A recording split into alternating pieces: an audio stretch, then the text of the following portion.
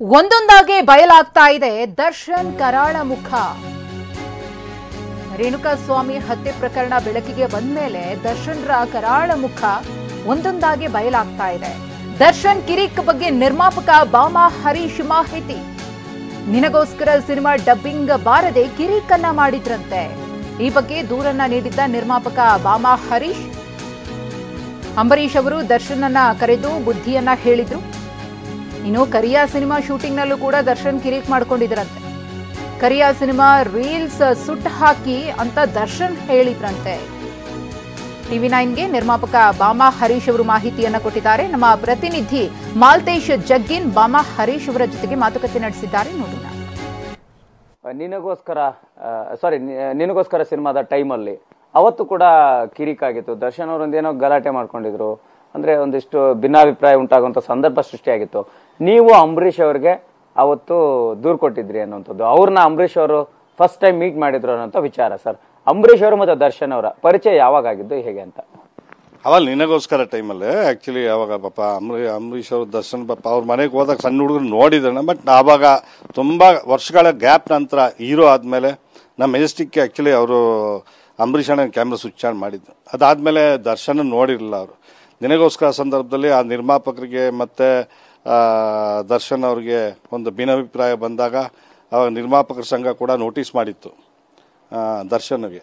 ಆಗ ದರ್ಶನ್ ನಾನು ಕರ್ಕೊಂಡು ಅಂಬರೀಶ್ ಅವ್ರ ಮನೆಗೆ ಕರ್ಕೊಂಡೋಗಿ ಆ ಒಂದು ಪ್ರಕರಣ ಅಂಬರೀಶ್ ಅವ್ರಿಗೆ ಹೇಳಿ ಕೊನೆಗೆ ಅಂಬರೀಶ್ ಅವರು ನಮ್ಮ ಬಸಂತ್ ಕುಮಾರ್ ಪಾಟೀಲ್ ಹತ್ರ ಮಾತಾಡಿ ಸಾಲ್ವೇಷನ್ ಮಾಡಿದ್ರು.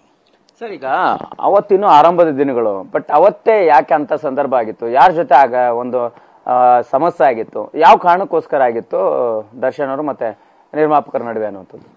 ಸರ್, ಒಂದು ಸಿನಿಮಾ ಅಂದಾಗ ಒಬ್ಬ ನಟ ಅಥವಾ ನಿರ್ದೇಶಕ ಅಥವಾ ನಟ ಅಥವಾ ನಿರ್ಮಾಪಕ, ಟೆಕ್ನಿಷಿಯನ್, ಕೋ ಆರ್ಟಿಸ್ಟ್ ಒಂದು ಇದ್ದೇ ಇರುತ್ತೆ ಪ್ರತಿ ಒಂದು ಸಿನಿಮಾ. ನಾಟ್ ಓನ್ಲಿ ನಿನಗೋಸ್ಕರ ಅದೇನು ಹೈಲೈಟ್ ಆಗೋ ಅಂತ ಒಂದು ಇದೇನು ಭಿನ್ನಾಭಿಪ್ರಾಯ ಏನಲ್ಲ.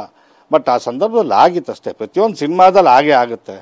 ಅಲ್ಲಲ್ಲೇ ಪ್ಯಾಚಪ್ ಮಾಡ್ಕೊಳ್ಳೋದು ಅದೇನು ದೊಡ್ಡ ವಿಚಾರ ಏನಲ್ಲ ನಿನಗೋಸ್ಕರ ಅದು. ಬಟ್ ಅಲ್ಲಲ್ಲೇ ಸರಿ ಹೋಯ್ತು.